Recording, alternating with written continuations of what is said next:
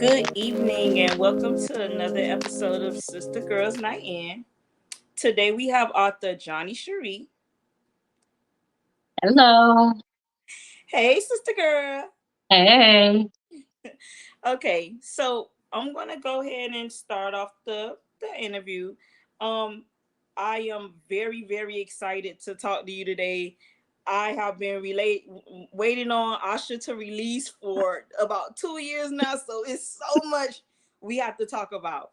I'm gonna start off with: do you have a writing routine? Um, I do. So I kind of was talking to you briefly about this, but like for the past couple of years, I've kind of had like a writer's block. I've been creatively blocked, but normally my routine is I work in corporate America, so I work, during the day. At night, after my kids are gone to bed, is usually when I write. So I write late at night during the weekdays, and then during the weekends, I'll get up early in the morning and I'll write like on Saturdays and Sundays, like before I start breakfast. So it could be like 6, 7 o'clock in the morning, and I'll write like that on Saturdays and Sundays. But for the past couple of years, my routine has been just whenever it would hit me. Like I would literally just sit there, like sit in front of my laptop, and like nothing would come. So then I would just put it away. So my routine kind of got all messed up, but I've really pushed myself this summer to kind of get back into that routine. So yeah, that's my routine. Just late at night during the weekdays and early mornings on the weekends. Okay, is there a genre you want to write about but you're scared to? Um, I would probably say young adult romance, and like a true young adult romance. I think my books infuse that. So anybody who's ever read like Loving A Borrego Brother or Loving the Game, Heartbreak U, you know that I write about young people. I love writing about like young love, but it's really not truly young adult because of the sexual content and the language that I use in those books. But I would like to try my hand, I think, at one time and really do a true young adult romance book where it's a little sexual content, but not so over the top as I tend to go, in Uh-huh. my books. Mm. Yes. Is there something you learned later in your career that you would want other authors to know, like up and coming authors? You know, we kind of talked about that too a little bit, and like I was telling you, I still feel like I am finding my way, in this industry. I'm still learning and growing. Every time I release a book, I'm trying to still figure it out, But I would say to somebody who is a new writer, up and coming, to just continue to write every day. Um, you know, Before I kind of had my writer's block, that was always my thing, is that no matter what, even if I'm writing just like 100 or 150 words a day, like that little bit, I am writing so that I can always stay connected to my characters and to my story. So writing every day. When you're not writing, read, because I think, reading helps you learn, and then tap into real life things that inspire you, or real life experiences, I think, help, your story be able to relate to readers. When you actually tap into real life experiences and things that you've gone through, it helps you be able to relay that story better. So I would say that. That's a good one. Yeah. And I Remember, would, remember you're human. Remember the human. yeah, Yeah, yep, exactly. great advice. Yep. Great advice.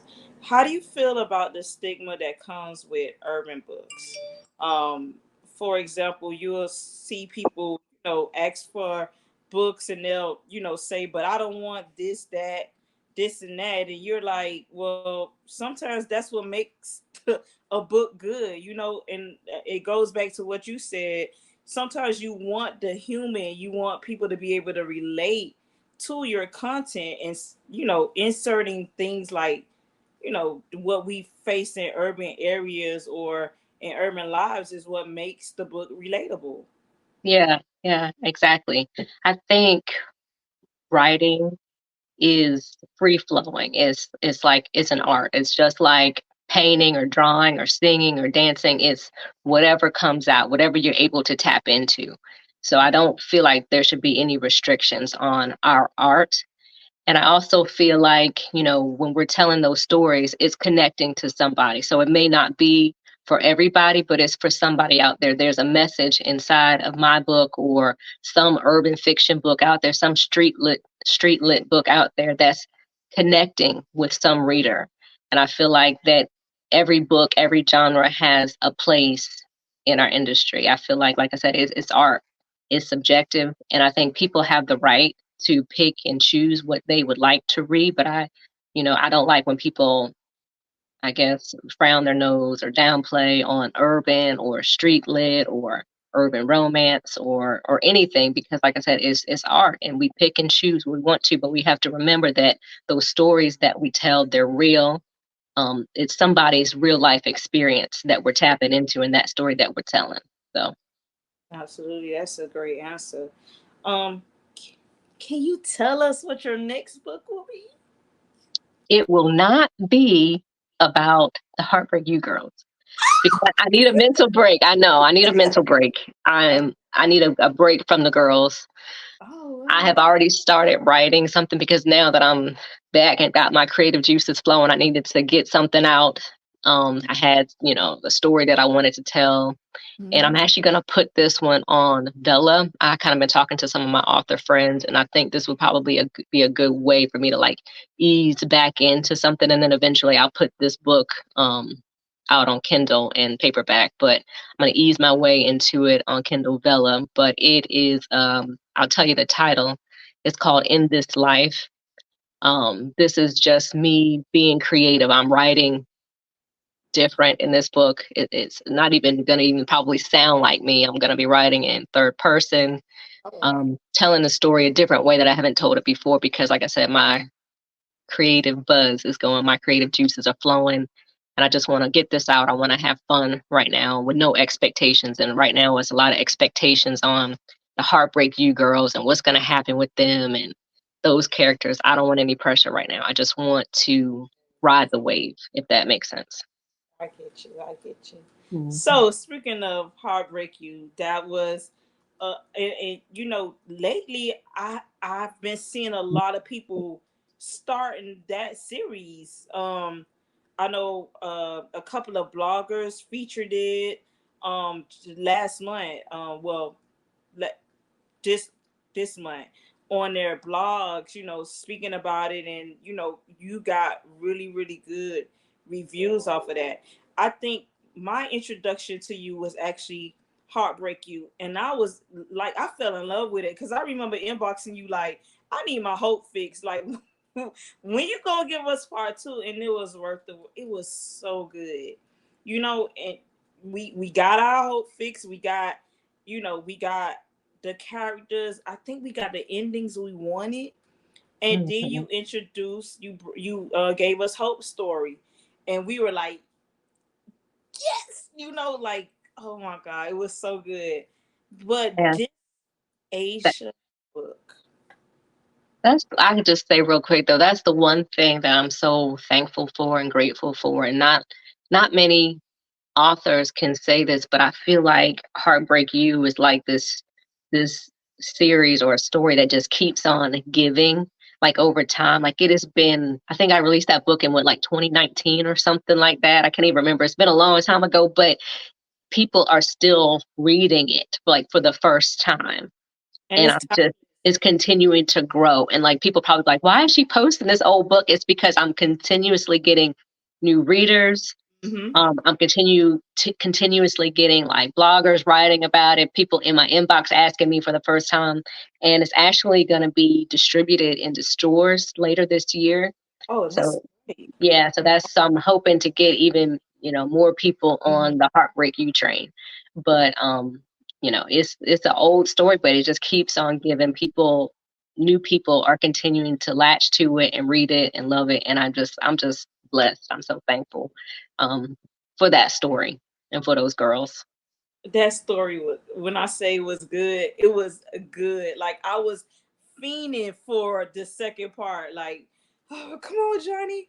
You know, Mhm. but we got Hope. Hope's story was even. It was like, I think, I think. Heartbreak You was like your turning point. It was like, yeah, like I don't want to say you made it because I don't want to downplay anything you wrote before that, but it was like I think now that's your staple series. That's when It the is, yeah. world was introduced to you, It literally. is, yeah. They say that every author has like a one, like the one book, Hmm. that, made people really kind of pay attention.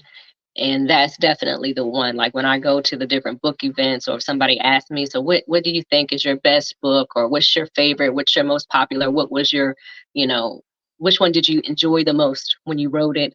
It's Hmm. always Heartbreak You. It's always, those four girls that I talk about. I love it. I Mhm. love it. Um, just the you know catch people up. We had four college roommates. They hadn't met before they got to school, so we had Hope, we had Asia, we had Paris, and we had Frankie. All from different parts of the United States. You had the West Coast, you had New York, you had uh what North Carolina, Asia, and you Texas, had yeah. Texas. So Mhm. literally as far apart from each other as could possibly be.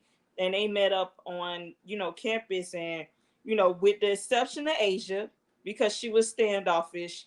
And it's actually Asha, like Uh, Sasha without the S. uh, and of course, that's what she But you're was not the calling first her. one to say that. A lot of people Yeah, say I would say Aisha, and it's actually Asha. Just, Asha. yeah, Okay, okay, I will never make that mistake again. Asha. And it makes sense because in the book she was like Sasha. right. Yes, exactly, exactly. So Aja was a little standoffish. She was that, you know, I don't want to say the ghetto girl, but she was, the hood girl with the attitude, with the brother who's a drug dealer who dates, the dope boys and the gang members. She was a trip. She was, I think in that book she was the most humble one. Like by the end of the series, she was humble, and For sure, that definitely. growth that growth was apparent. So we start off with Asia. Let me tell y'all something. The book is called Seeking Asha. Okay. Yeah. And when I first saw the cover, when you revealed it, I'm like, oh my, yes, finally, because I think we waited about 2 years for it, Yep, you did. y'all. And you actually told me a story about, because she ends up getting back with the guy she was with in college, the guy who, looked past all her flaws, and she looked past his as well. Let's not discuss, because she literally dropped all her standards for Quincy. Like, She did. he was not what she was used to. So to see her gravitate towards him, it was, we got excited a little because he was not what she was used to dating. But then again, she was not what he was used to either. Right. So Yeah. Yeah. She wasn't. Yeah. She didn't like. He wasn't her typical pretty boy. He was just a regular guy, just a regular dude. I think he even had a chip in his tooth. yes. And he had a raggedy little car. He lived in the projects. He was working and going to community college, and she's like just looking down on him about all of Yes. that. But it was something about his heart and him not judging her that kind of made her kind of like be a reflection of him, to do the same thing that he was doing, to kind of like look past all of his flaws the same way that he was doing her, right? Mhm. Yes. So it stars in. I remember, in There's Always Hope. We found out they broke up, and I was not happy. I'm like, oh, Yeah, because in the epilogue of actually it's in the epilogue of Heartbreak U. Heartbreak You. So the epilogue is like a couple of years after college. Yes. And yeah, I think it's 2 years after college is when the epilogue, if I'm not mistaken, it's been so long, but I know the epilogue is years after. It Because was when Malachi got out, right? right, when he got out Didn't of he? prison. That's right. And somebody asked about Asha and Quincy, and of course, it's we discover at that moment that they're no longer together. And in Seeking Asha, it talks about their breakup and why they were no longer together.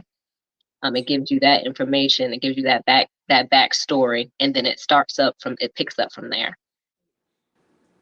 I just want to say, when they broke up, that story coming from Asha, I had a little wetness because she was trying. And I think Hmm. that's what hurt her the most, is that I gave up everything. I moved from you.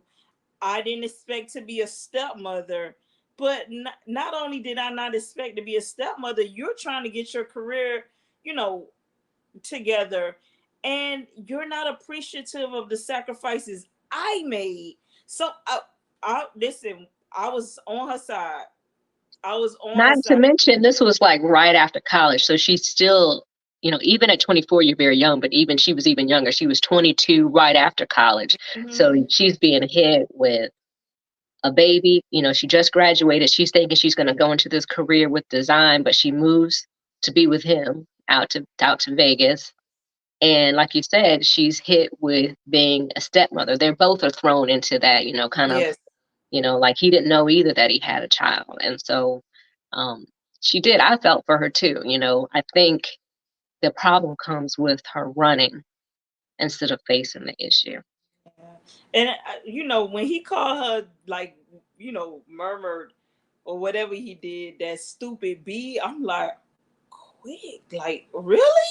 Hmm. Like, Yeah, she knows nothing about kids, and you're mad at her because she's trying to comfort a screaming. But it was just, I just strike one, two, and three for me with him, because I was like, did he just cuss out? That's what I'm thinking. But he oh my did. god, He did. so He did. He had a yeah, bad moment. He did. I think he just thought of, this is my kid, and you like, he's been screaming and crying, and you're brushing it off. He's hot. He's on fire. He's got a fever, and you're brushing it off like it's nothing. And I think she was trying her best, but her best wasn't enough, and he didn't know the right way to handle it either. She ran, and he mistreated her in that moment. So I think they were he both did. wrong. He did. And then they broke up, and then you said you were searching Asha's name on Facebook, Uh huh. Uh huh. and the people wanted them together. They were not. They couldn't take the separation. So how did that come about? Right there, you realizing they do need to be together. To be honest with you, I loved their story, even though it was very brief. And Heartbreak U, I knew at that moment what Asha's story was going to be. I didn't discover that when I was writing Seeking Asha. I already knew that that was her person. I just knew that growing up from 18 to 24 in 6 years that they were going to go through some things to get where they needed to be. And I just had to write the journey. Gotcha, gotcha. List in this book. Okay. I cried twice. Well, I wasn't crying, but Teary eyed. my eyes sweated, on two parts. But when I say the humor, I saw the side of you that was just like, I was cracking up. It was like I'm at work and I just bust out laughing. One of the parts was when they was talking about that wig from Shein. I was done. I was done. I'm like, oh. You know what? It's so funny because, like, I never think I'm funny, and I never really try too much humor in my stories because I'm like, I'm not funny, I'm not witty. But I really, really tried. That was just kind of the mood I was in. And I Mhm. had to go there when it came to Harvey and Mason. They were in my mind that they were, as they were speaking to me, they were comical and it just flowed out on the page. But I'm never funny. Like, I'm one of those writers that Oh I no, don't try to be funny because I hate you were reading a funny. book and the humor is forced. You know how it has forced humor in the story. And I just was like, I hope that it's This received well. I was hope, what I did was funny. It was funny as hell. Harvey was the funniest.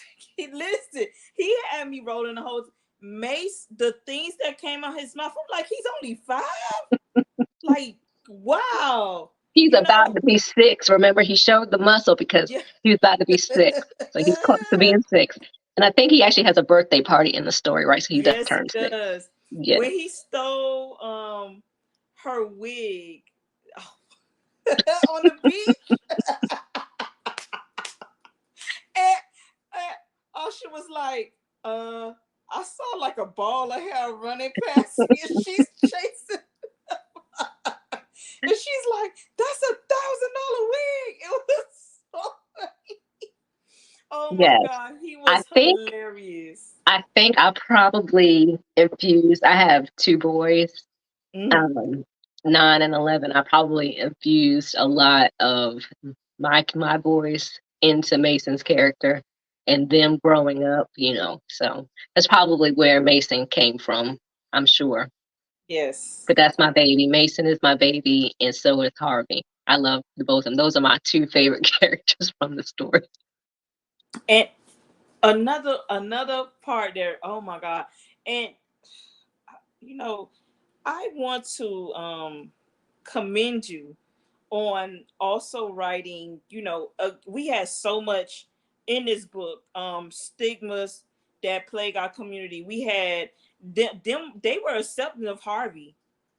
He was a gay black man, former Hmm. athlete, he said, but his heart was in fashion. You had his mother who's a recovering addict.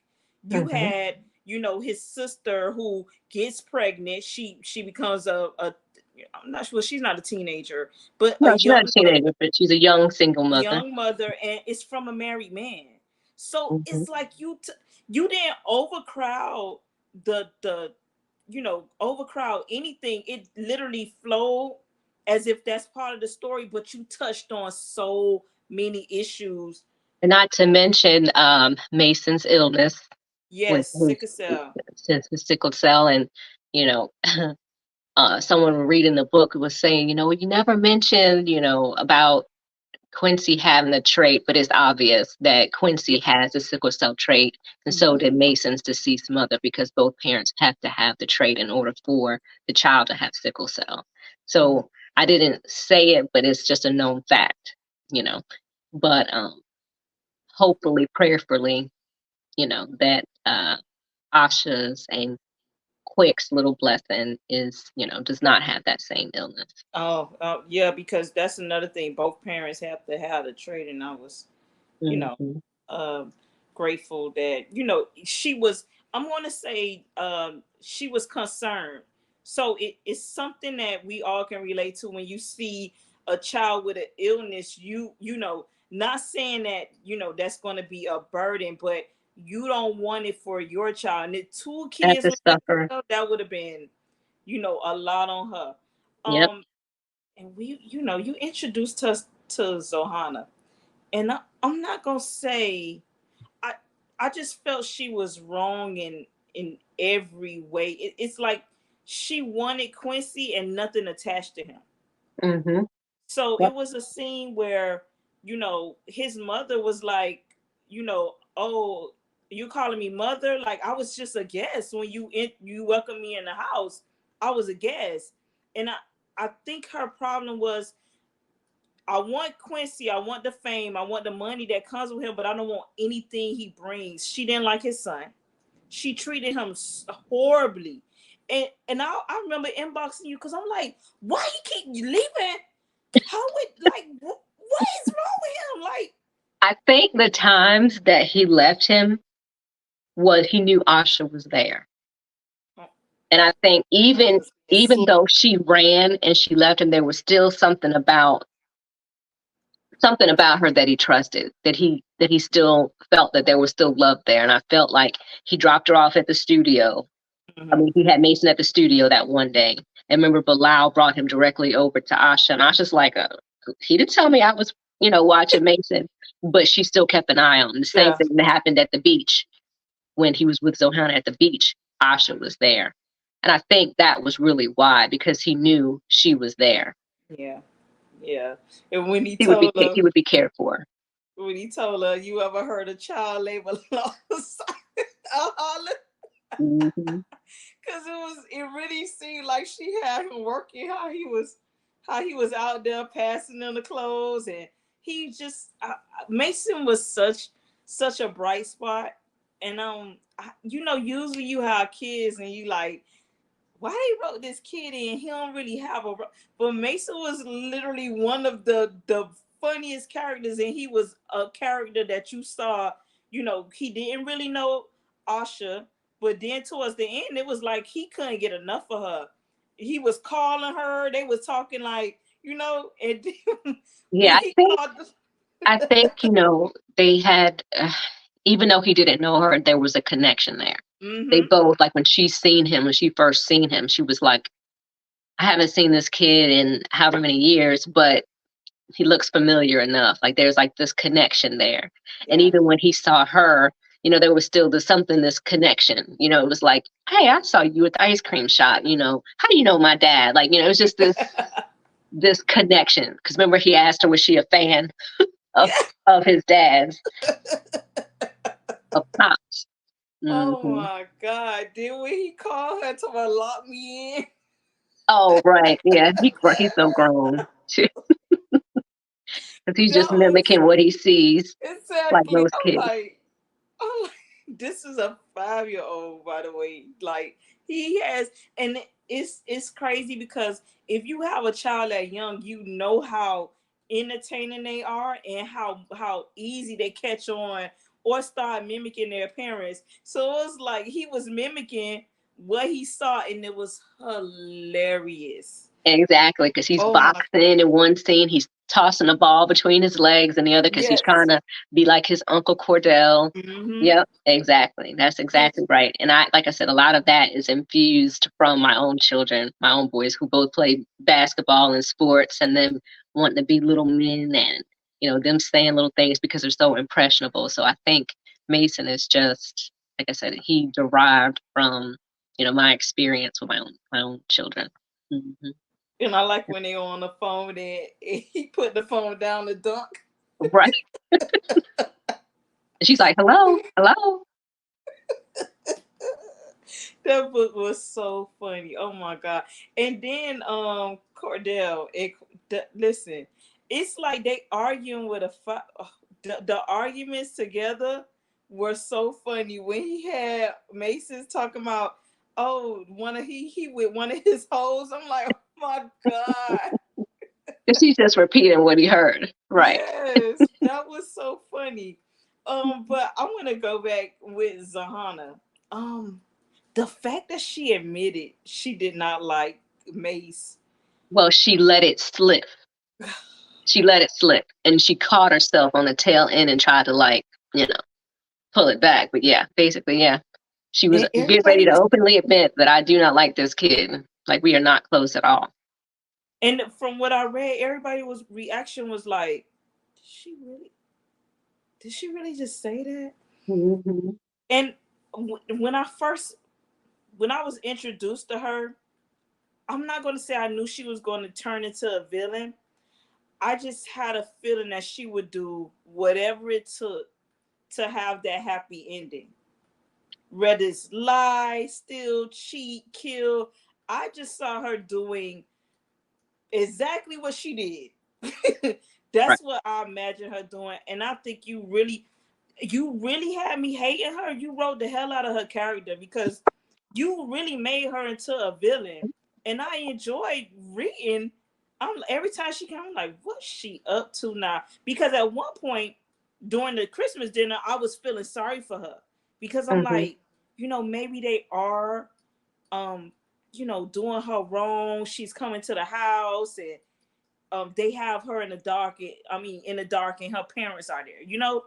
But then as you keep reading, you're like, well, maybe she deserved exactly what. Because it's two She times deserves. she had me fooled at the Christmas dinner, and when he broke up with her, I really thought she was.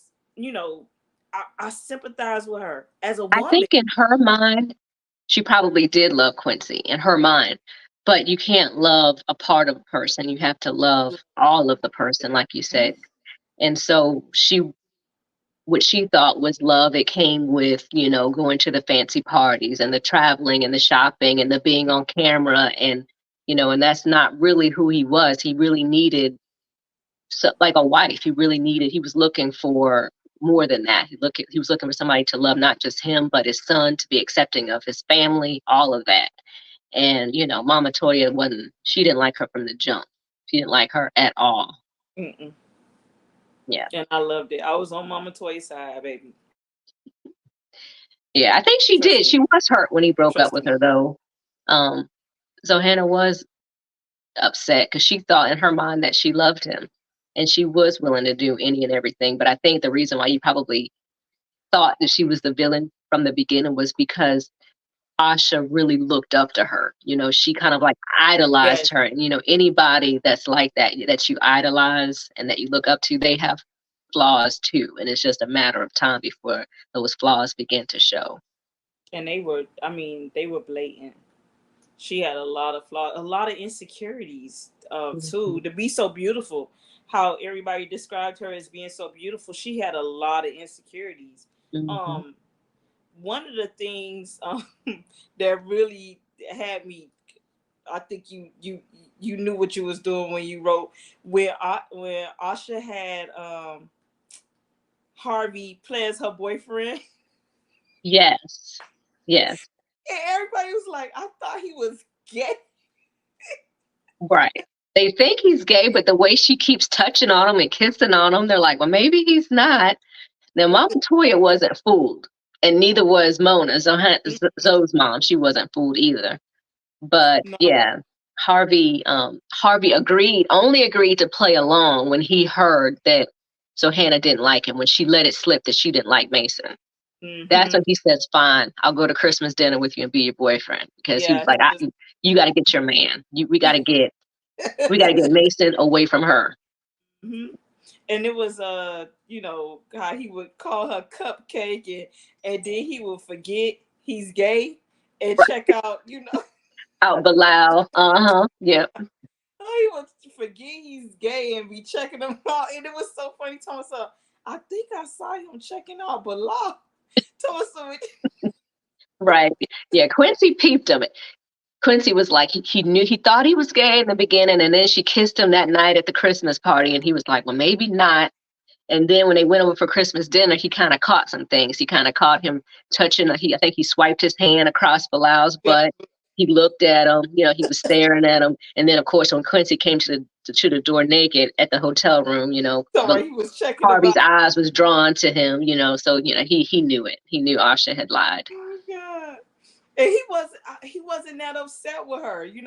I thought he would have a more negative reaction. What I did like about this book is that he knew Asha and Asha knew him. It was no surprises. It was like we know each other.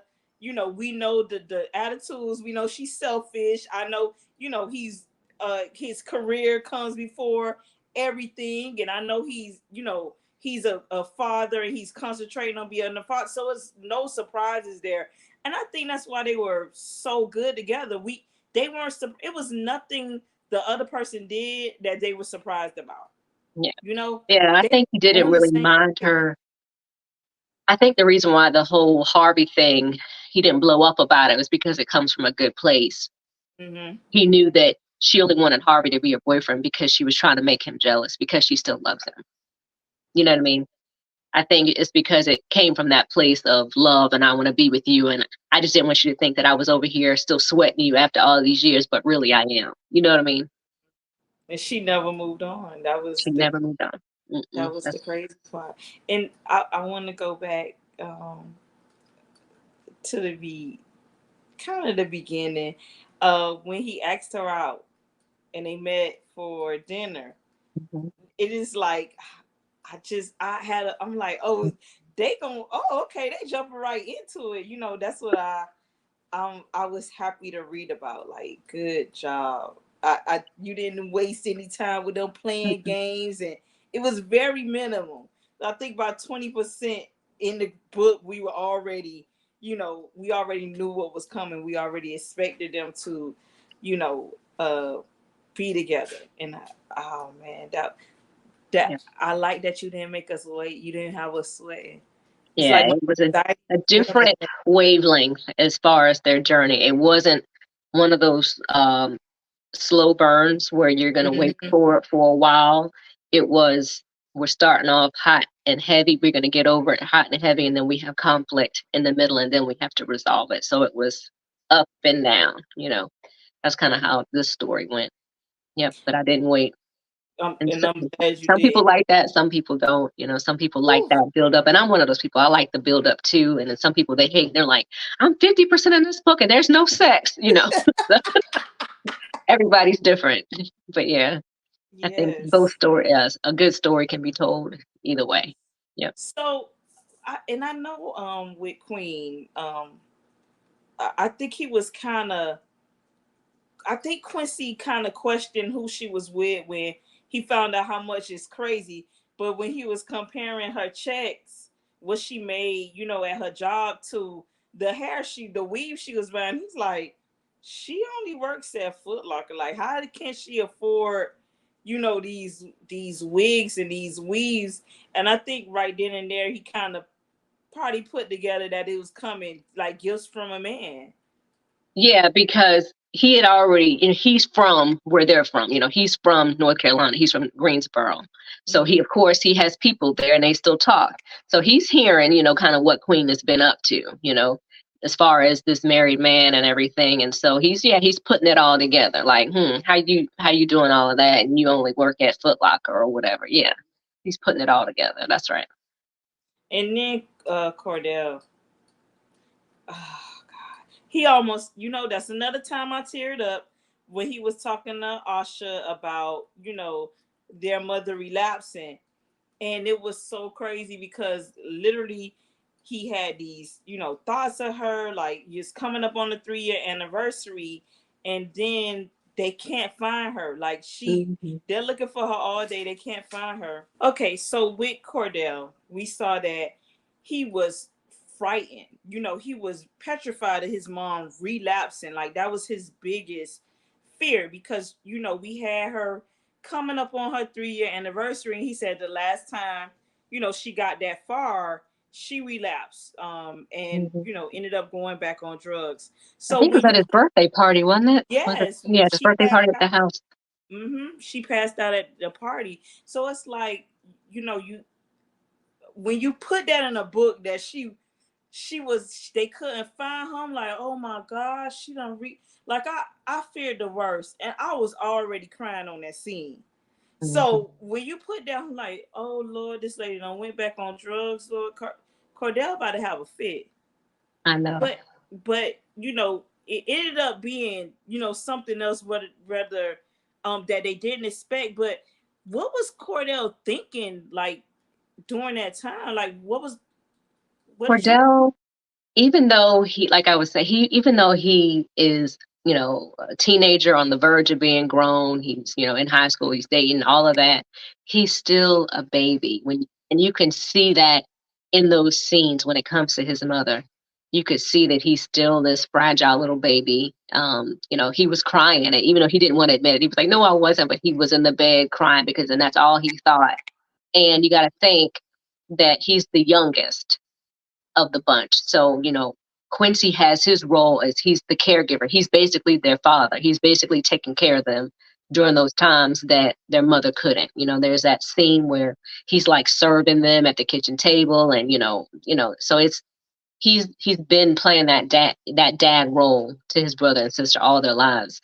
Cordell is the youngest, and he finally has his mother back. They're in a good space. He's still the one that's in school, so he doesn't want to lose that, you know.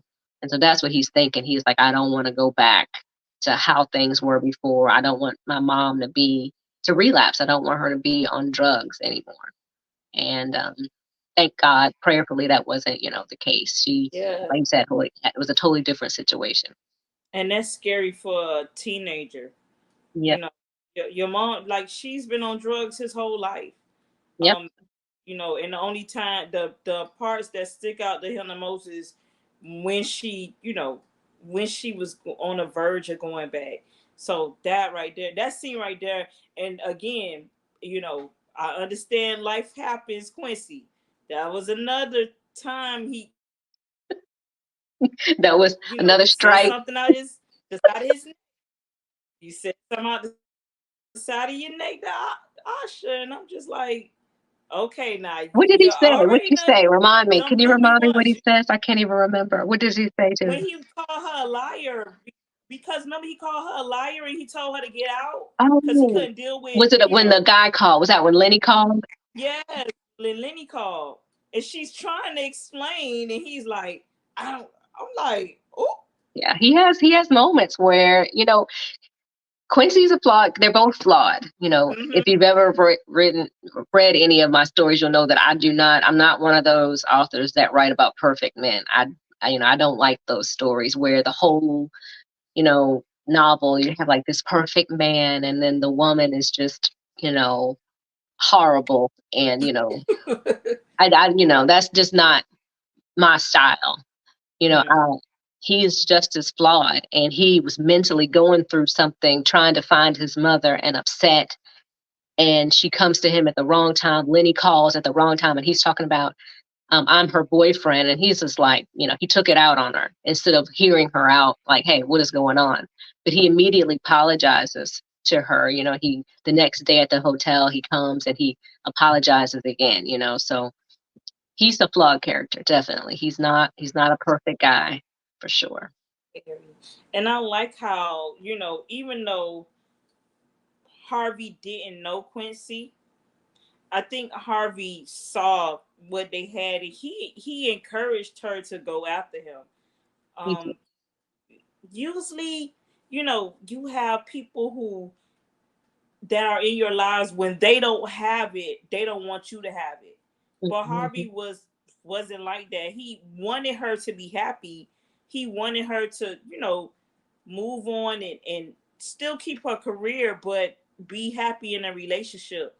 I Harvey was my favorite character. I'm not even Yeah, going to Harvey's lie. my favorite character too. He Between was him and Mason, those are my babies. when she said, when we break up, I could slap you. It could be all theatrical, and he was like, slap me if you want to. I'm gonna slap you back. That was so funny.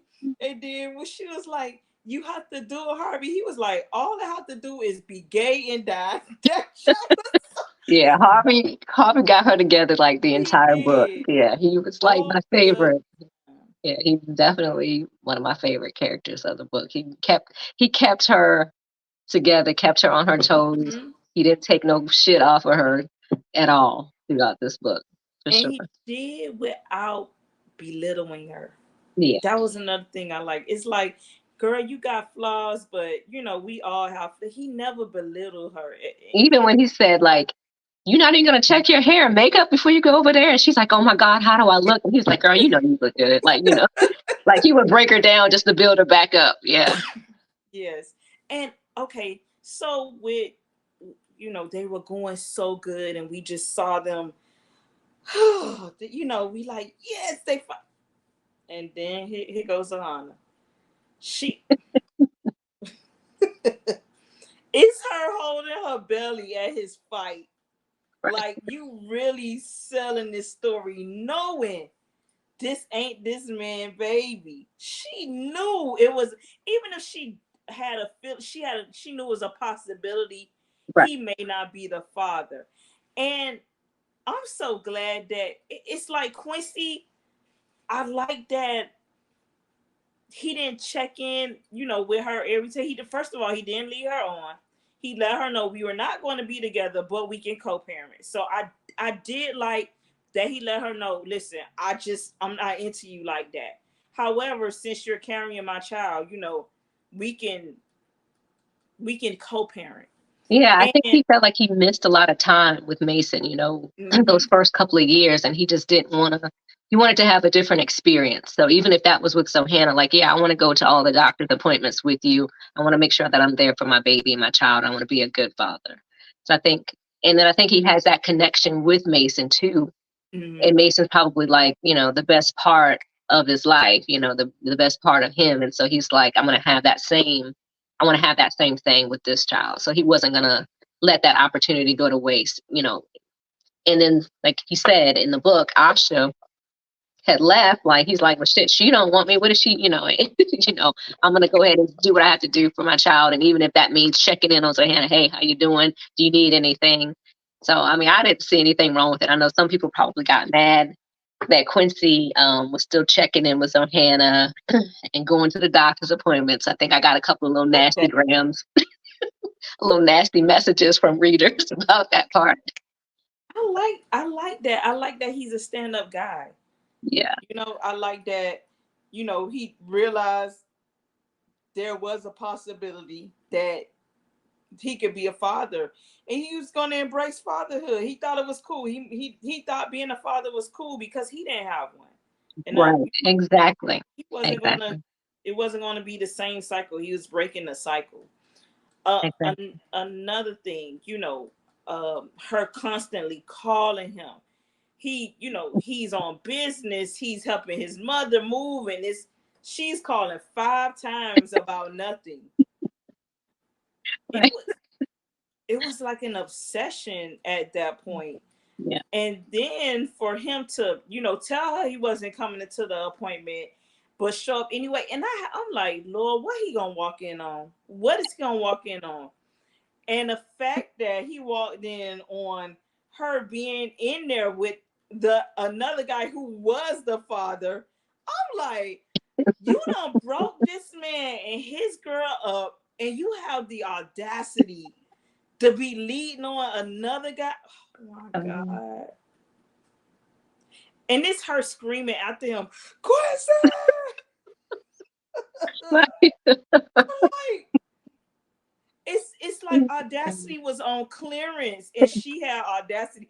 By the way, you body all these characters. I was not disappointed. I felt everybody gave us something, and they gave us what they were supposed to give. I don't think I it wasn't a question I was asked like, why did she do this, or why didn't this person? It's like they had the right amount of time in their story. You didn't venture too far off from Quincy and Asha's story, but you kept us entertained by bringing all these characters. You even brung Lenny in back in, to show he's moved on. That that was really you were a lot of characters in these books, but you didn't let them overshadow the lead characters. You Right. let them, play their side roles to where, not saying you will, but if you do, if you want to go back and write about Bilal or Cordell or Queen, we are introduced to them and we have a backstory without you having to go too far, into a new story with them. And you listen, I did not. I knew it was gonna be good because you can write.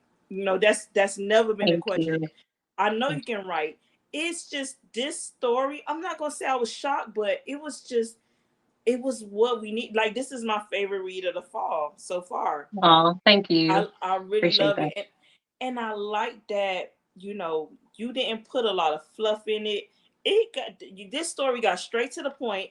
Then when it got to the point, you went to the point even more. You stayed on point and you never ventured off. You didn't give us like, oh my God, like, when you didn't give us that. And I really love this book, and I gave it 5 stars when I reviewed it Oh, thank you so because much.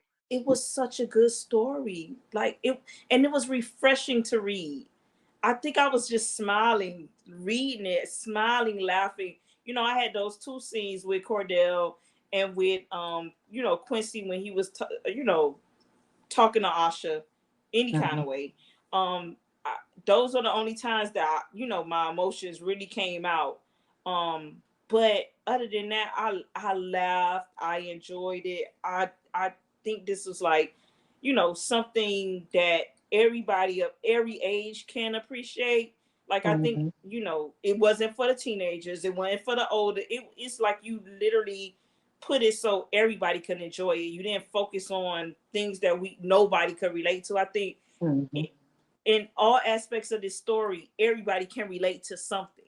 You know, Right. whether you have a gay brother, whether you have a mother that struggles with addiction, whether you have a, sister that, isn't ready for the world, but she's bringing it, a child in this world.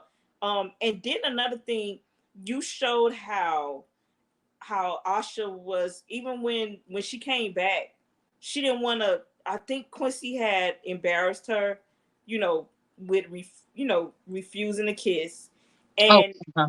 yeah, and then she is still cool with the family to where she went and moved in with his mom. Like Right.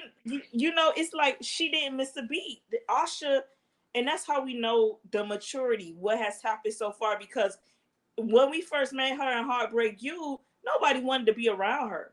Right. But now in her story, it's like everybody loves Asha. They want to be around her. Her personality shines. Her college roommates still adore her. They still love her. They were trying to visit her. They were just missing each other because of her job. But it's like Asha is connected with everybody. Everybody loves Asha, which is a far cry from the Asha we were introduced to. So the Yeah. character building is there. She matured. She grew up. She became someone we love because, you know, even when Everybody you hated said, her.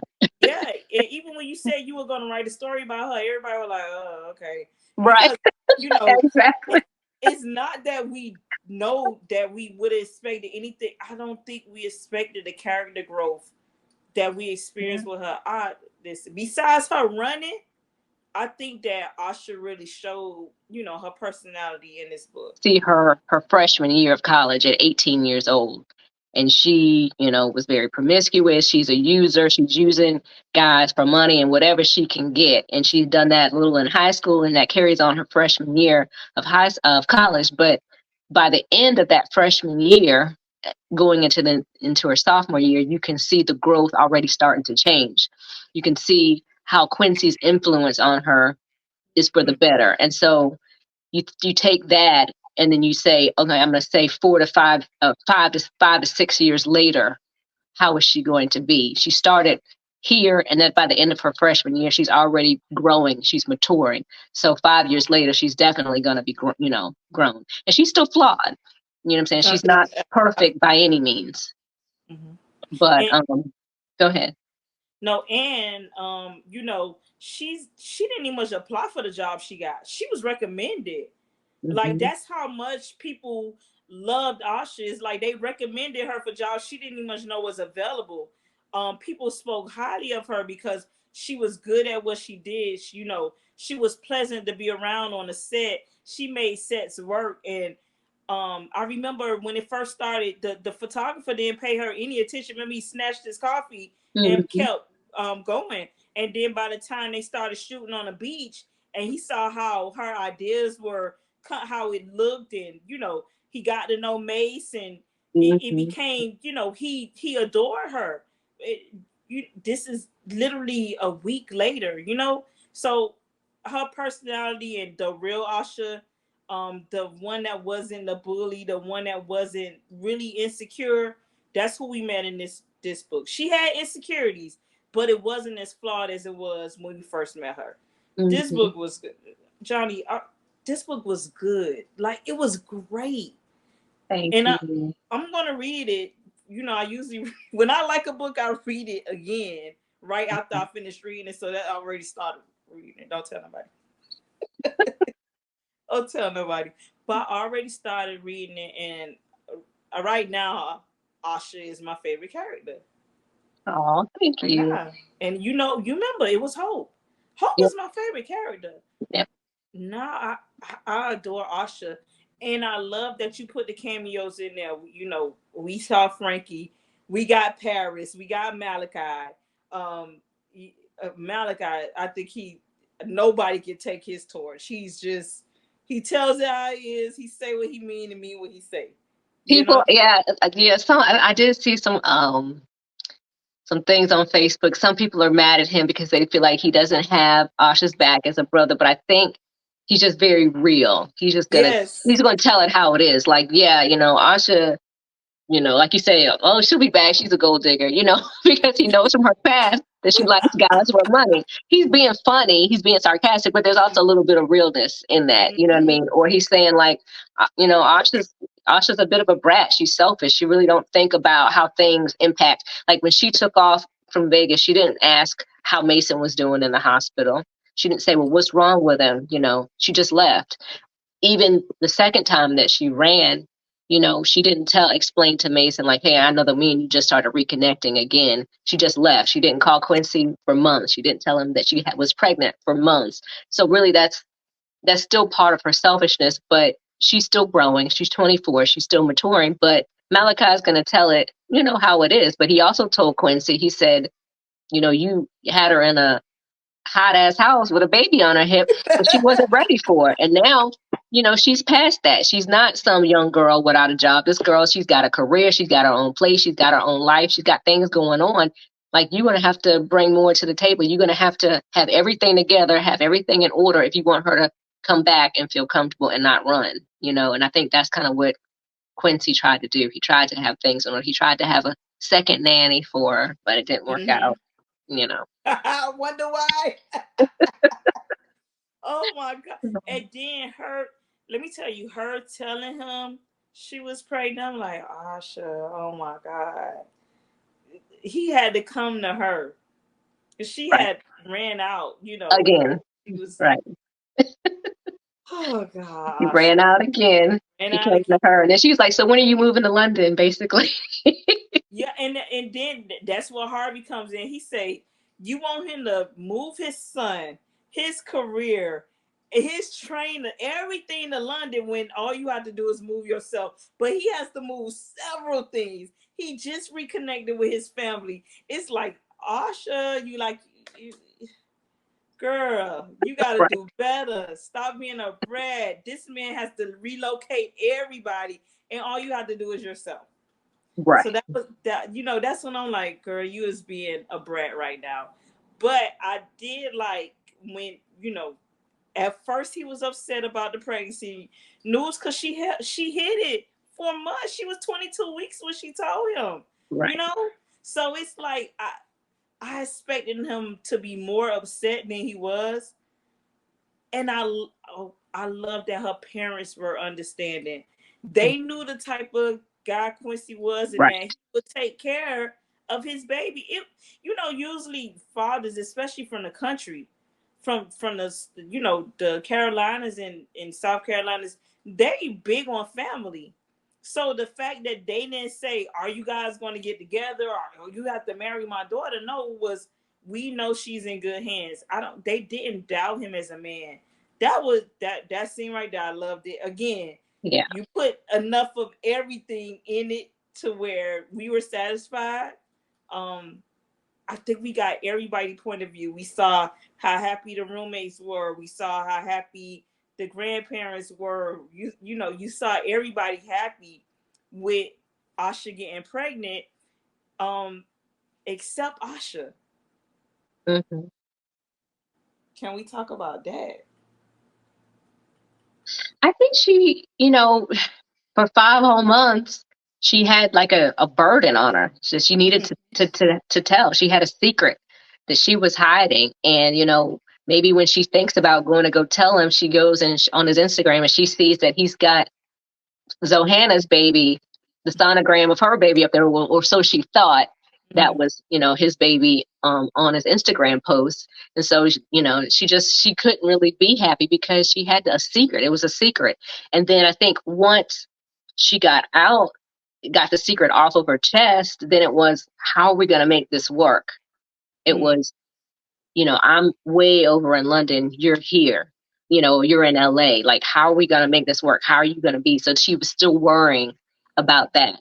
And then I think once she moves back with Quincy's mom, you see a little of it, because his mom is like, oh, you're such a beautiful, pregnant woman, and, I think she's visiting with Mason. They get to tell Mason, and Mason's like, I'm going to be a big brother. And she's like, yep, you're going to be a great big brother. So I think those are the moments that she's starting to like embrace her pregnancy. And then, her getting ready for her interview and Quincy's like helping her with her shoes. You know what I Yes. mean? Like those are like the little moments where she's like, okay, it's about to happen.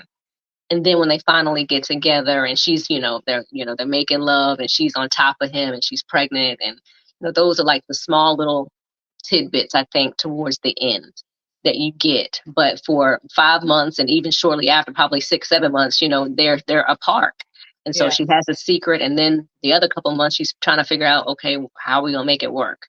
I'm all the way over Where here do I pregnant with your baby, and we where do I FaceTime, this is not, this is not a solution. And another thing is the connection he felt.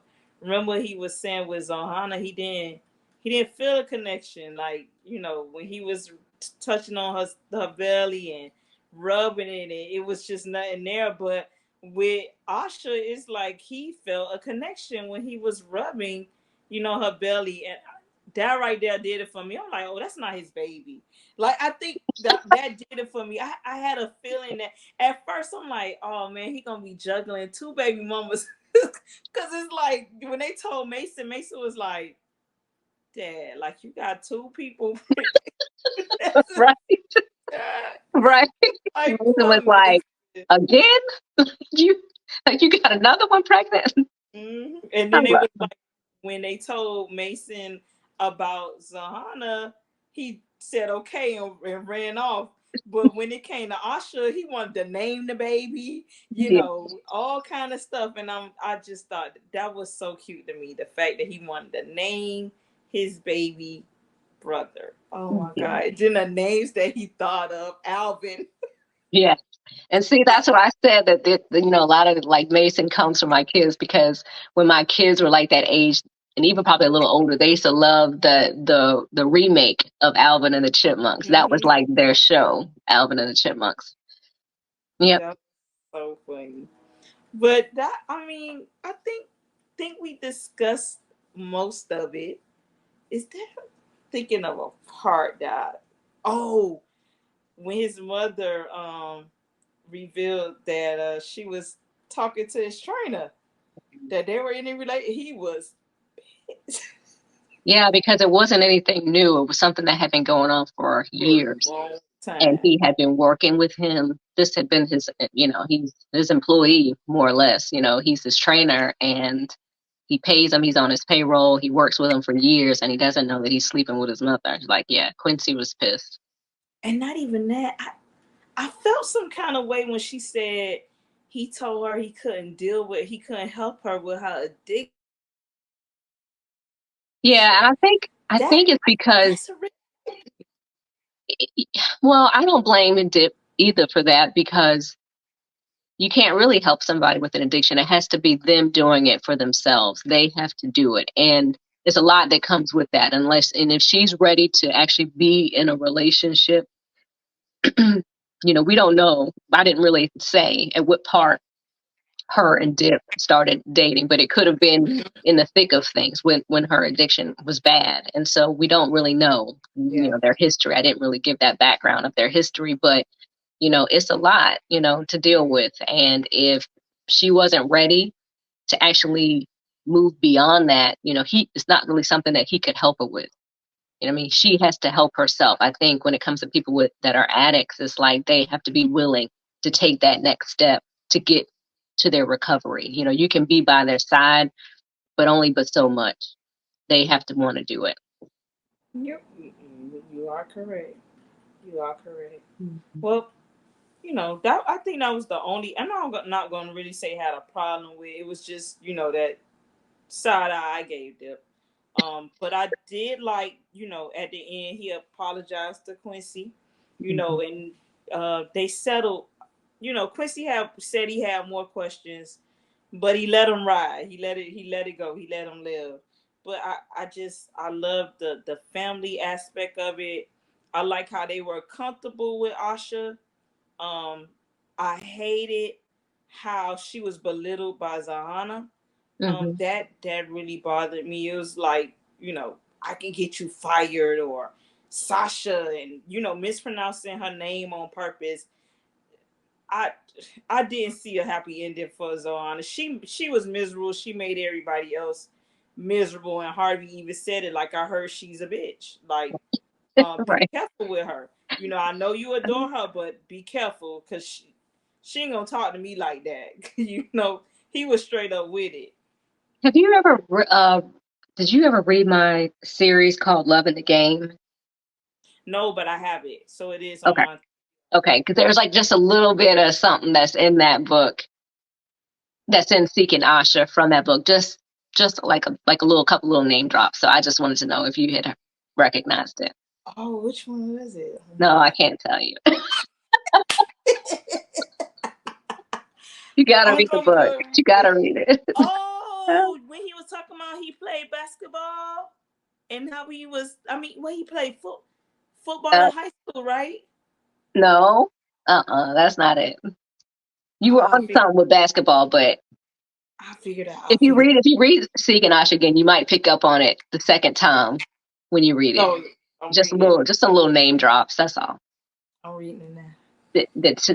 That kind of tells you a little bit what happened to some of the characters in Love in the Game. Two of the Oh, characters, yeah. okay. Okay.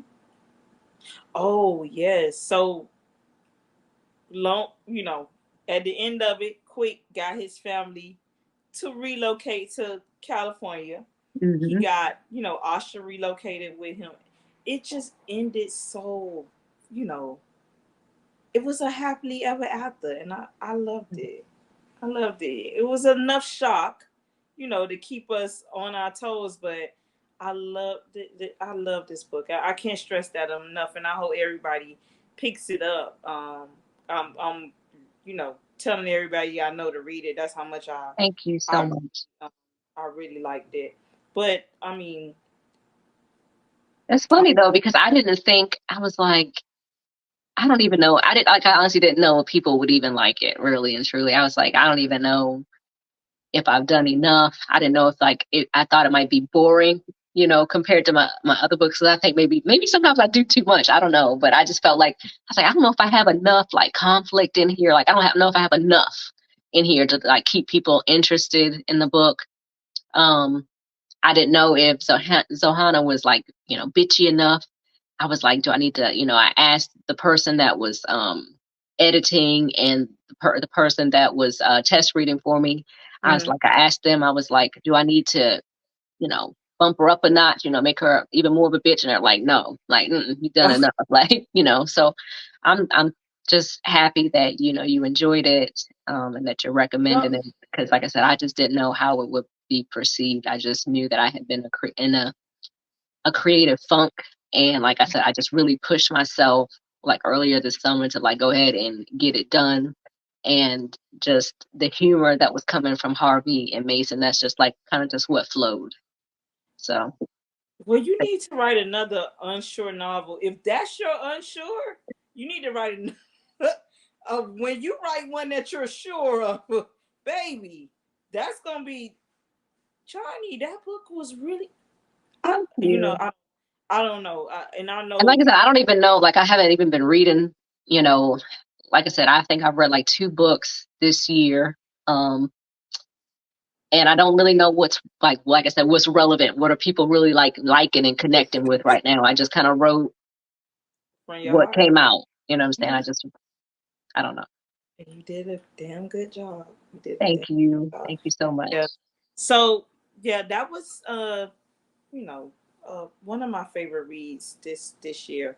Definitely top 10 for the year so Thank far. you. Um, is there anything you want to leave us with? Are you, I know you're working on something else after right now you're gonna start with Kendall Vella. Can we get a time frame on Frankie's book because you did mention her and Josh, and there are people in the comments like, oh wait, listen. I know we already know Paris and Malachi are gonna give us a run for our money. I think if Asha shocked me, I already know what you're gonna do with Frankie. Yeah, I am trying. I don't like giving time frames because I don't know. I don't know where I'll be, but I know that I'm going to try to get this current story that I am writing now. I'm going to try to have that done by the first part of the year, so January, February. And then I'm going to take the rest of the year to get the Heartbreak U story out. Whether that's going to be Paris or Frankie. I'm thinking it's going to be Frankie, and I'm probably going to save Paris for last, I think. But it just depends on where I am mentally when I start it, like around January. This has been, when I say this has been like one of my favorite spinoffs, it has. Like I Mhm. enjoy the Heartbreak You girls. Thank And it you. seems the storylines aren't forced. They like really flow. So when you say you are in a funk or right, it's like I can't tell because the story flowed. It doesn't look like you took months off and then you did. It seems like you just sat down and started writing and it all flowed. So to know that you took months and then you had to, talk yourself into finishing it, that means a lot because I didn't see it was consistency across the board. We couldn't tell when you stopped, when you took a break. It just flowed and it flowed well. So again, enjoyed the book. Can't wait for the next one. Kindle Vella, I'm really into those stories, so I know I'll. Yeah, and then for people that's not into Kindle Vella, I'm definitely gonna put it out on Kindle once I have all the chapters together. I'm gonna put it out, release it as a book. Um, I do want to ask you another question though. Did you realize that there's a crossover scene in Seeking Asha and There's Always Hope? Because it's actually during the same time period. Yeah, and I noticed that was the wedding, right? The Yeah. engagement party. So Yeah. so they were asking about was he oh that was another thing. So they asked Hope, was he mad, about what happened. So I'm like, oh, is this when he caught up with the guy? Like, Yes, yes, oh exactly. So yes, that's the yes. I same caught that. thing. That's the exact same scene that Uh-huh. happens in There's Always Hope. That's when Hope, and Miko get back together Yes. at Malachi and Paris's engagement party. Part. And Yeah. then when she goes outside with Miko, that's when it's revealed that Asha is pregnant because she stands up and somehow her dress gets twisted around and her belly is exposed in her dress. But we didn't get that, and There's Always Hope because she's outside dancing and making up with Miko. And Yes. and then there's that scene where all of the girls go outside to confront Quincy. They go outside to find him, and Asha looks over on the dance floor and she sees Yeah. Nico and Hope dancing. Like that's the same scene from There's Always Hope. And I don't know if people even realize that because I think some I people caught it. thought like, oh, that this is picking up from the end of There's Always Hope, but it's actually the two storylines are running parallel together because like you know how Hope's Paris says, um, I'm so sorry. Oh, I think Hope says, I'm sorry we missed you in Paris. We wanted to see you. That's the same thing that happened in There's Always Hope. Asha was supposed to meet them for Christmas. She was supposed to take the train down from London, and she couldn't do it because she had a work thing, which is her going to California. And they ended up going with Malachi and I'm sorry, Yeah, Hope Miko. and Ended Miko. up going with Paris and Malachi. Right, right. So the two storylines are running parallel together, and then there's a one crossover scene, which is the engagement party. And I just wanted to know if you realized Yeah, that. because I was like, when I was reading it, because it's been a while since I read. There's always hope. Yep. So as I'm reading, I'm like, wait, is he mad about the? I'm like, oh, okay, so it's like I'm glad you brung it up just now because I'm like, oh, okay, this is happening as that's happening. It's like their stories are going along at the same time. So yeah, I did catch it. Well, Johnny, I enjoy our talk. I can't wait for the next installment, whatever it is, and I know you're gonna blow our socks off. Okay. So thank you for joining me for a night of Sister Girls Night In, and we'll see you another Thank time. you. I appreciate the opportunity to talk with you.